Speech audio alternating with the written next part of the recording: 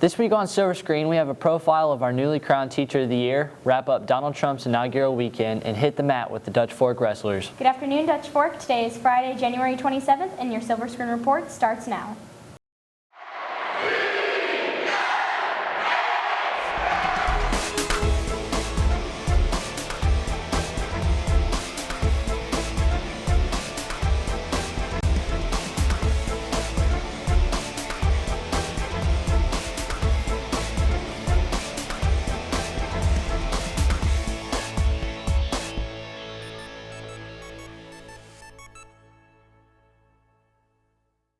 After being chosen by her peers, English teacher Jessica Thur was named the 2017-2018 Teacher of the Year. Autumn Franklin has the profile. This past Monday, Jessica Thur, an English teacher, was chosen as Teacher of the Year.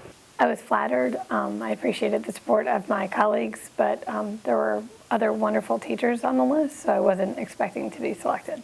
Well, I think Ms. Thur does an outstanding job in everything she does. She's an outstanding classroom teacher, and she also oversaw our AP program. She became Teacher of the Year because she's very dedicated to her job, she's very dedicated to her students, and her students respect her. And there is a definite, genuine rapport between Mrs. Thur and her students. It's really obvious.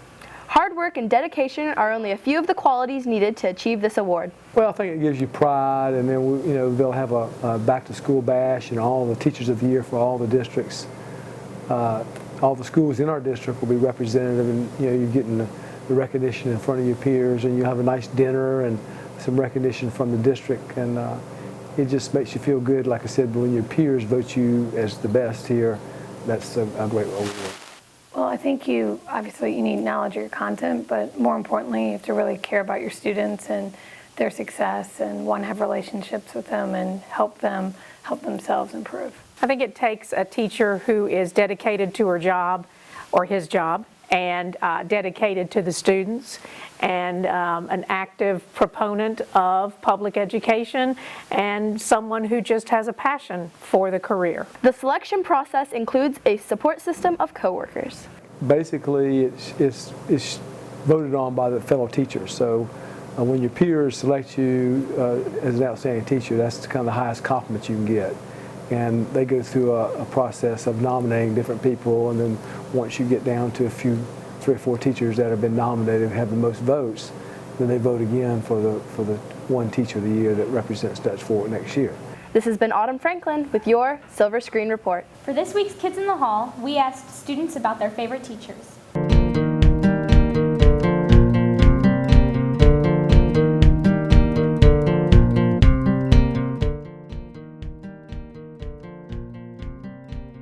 Miss Mewborn, she's my English teacher. She's awesome because she just knows how hard it is to have all these classes, and it's not just her class we're focusing on. Favorite teacher is Mr. Payton, probably, because he's really fun and he knows a lot about English and he really likes what he does. I'd say Mr. Payton's my favorite teacher. He's also my tennis coach, and he really cares about going beyond the curriculum, and the tennis season's coming up, so I have to kind of say he's my favorite teacher. I'd have to say Miss Hyatt, because her class was just so much fun. On top of, she was just a great teacher and a wonderful person on top of that, and I just learned a lot from her. Last Friday, Donald Trump was inaugurated as the 45th President of the United States. Todd Winnington has a look at the inaugural weekend's events and Trump's plan for his first few months in office. President Trump's inaugural address set the tone for the next 4 years. Being there, being so close to Trump, mainly in the VIP section, during the concert, and also afterwards during the inauguration ceremony, and listening to him saying the words, I swear, I'll faithfully, execute the office of the President of the United States. I feel like it's a great opportunity for a president to bring the country together after a divisive election cycle, and really lay out for the country the future of the direction he's going to try and take us in. During the inaugural weekend, many protests erupted, including a women's march on Washington. The protesters in the Women's March were a bunch of overprivileged, overprivileged women who do not appreciate the freedoms that they do have. I feel like if protests are nonviolent, they're necessary. If a lot of people feel a certain way and they don't feel like their voices are being heard, I support them sharing their views with the public in a very peaceful way. In his first week in office, Trump signed a series of executive orders into effect. Since last Friday, he has issued executive orders aimed at repealing the Affordable Care Act, ordered government agencies to freeze all pending regulations, reinstated the Mexico City policy, which blocks the use of taxpayer money to fund non-government organizations that perform or promote abortions, issued an executive order to withdraw the United States from the Trans-Pacific Partnership, issued a memorandum prohibiting government agencies from hiring new employees, excluding national security and public safety positions, encouraged revision of applications for the controversial Keystone XL and Dakota Access pipelines, expedited environmental reviews on infrastructure projects, instructed the Secretary of Commerce to create streamlined permitting processes for domestic manufacturers, and issued executive orders to increase border security measures, issued an executive order to encourage the pursuit of undocumented immigrants.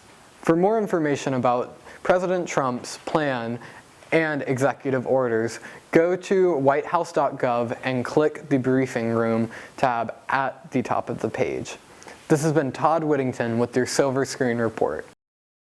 The SAT word of the week is oration, a noun, meaning a speech delivered in a formal or ceremonious manner.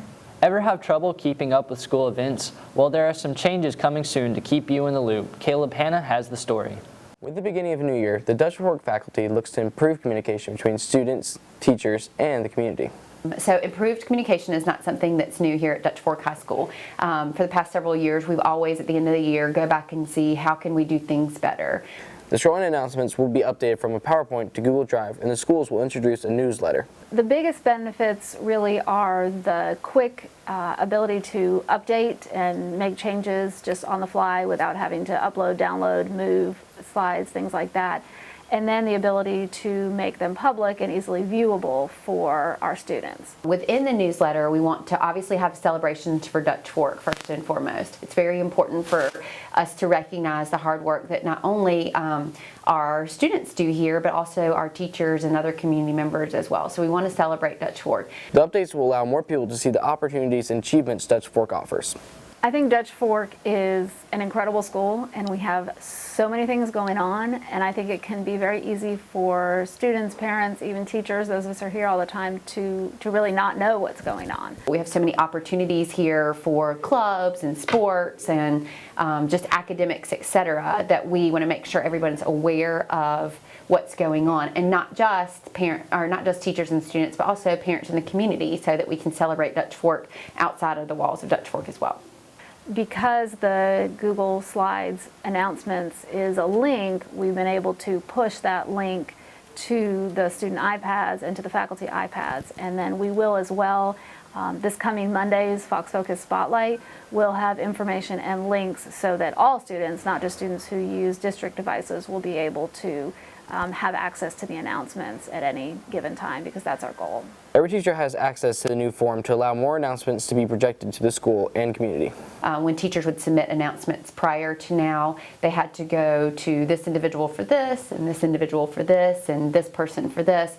And so this is just making it a little easier for teachers to submit information to be posted in various areas. This has been Caleb Hanna with your Silver Screen Report. Our student journalists don't just cover events on campus. Last Saturday, our own China Wallace spent the day at USC helping plan our state journalism conference. Here's her story.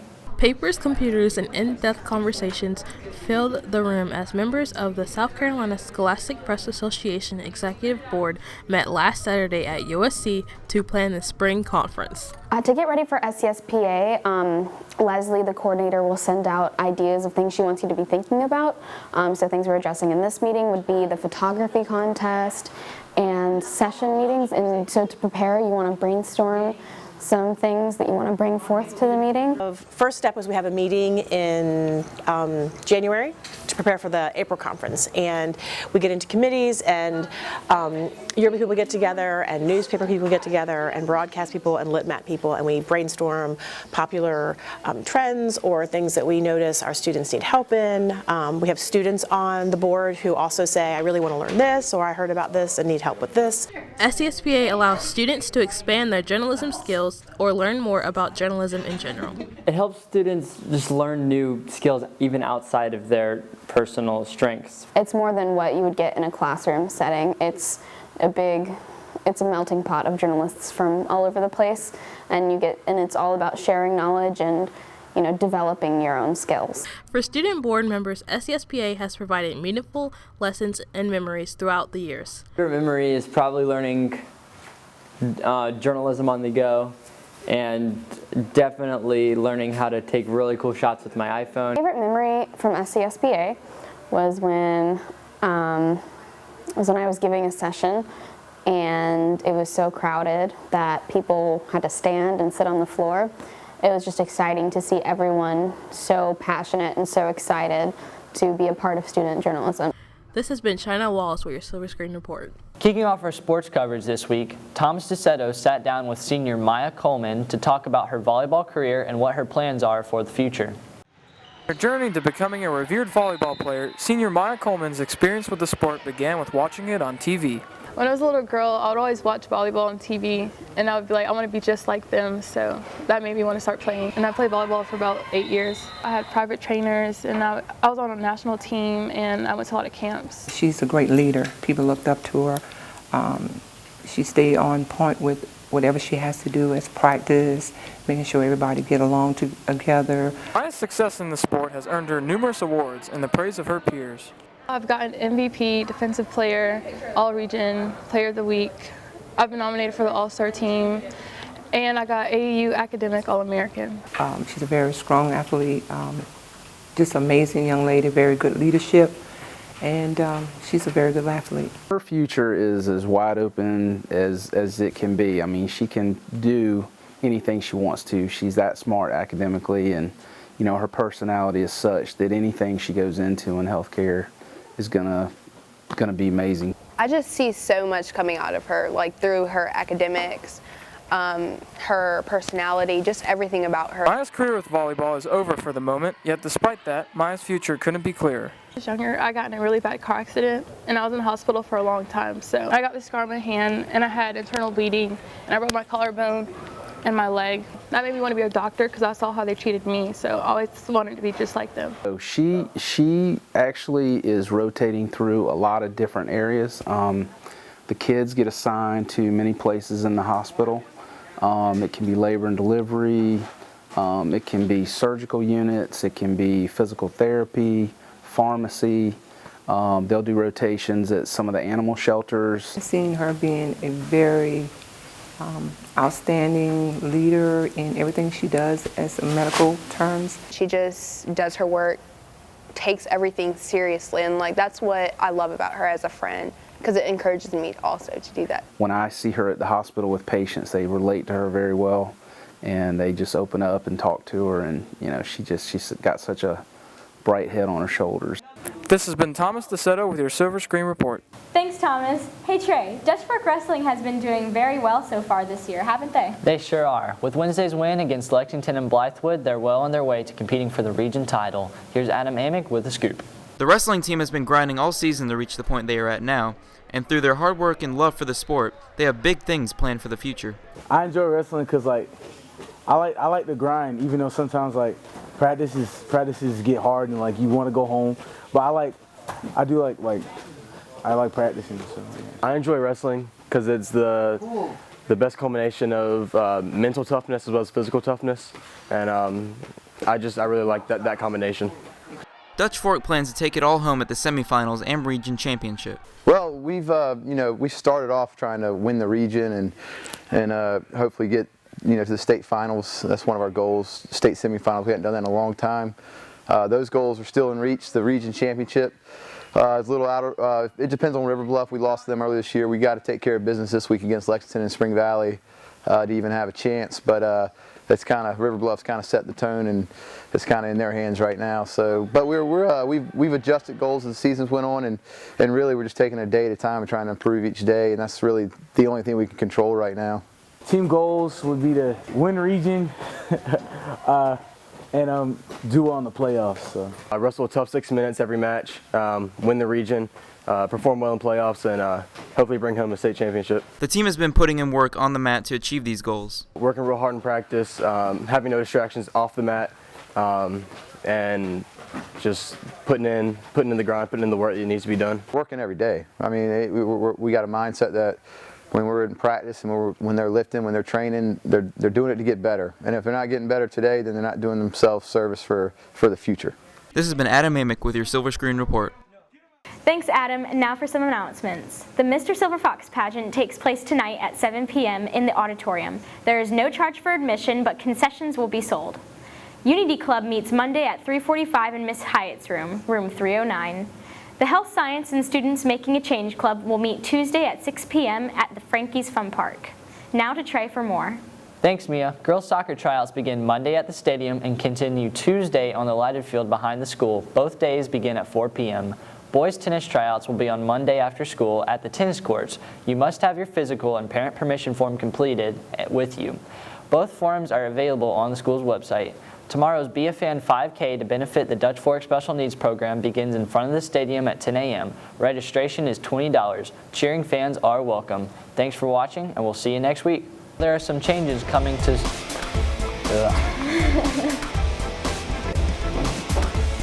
Wow. Our student journals don't just cover events on campus. Last Saturday, Thomas DeSeto sits down with Maya... Continue... We're doing this again.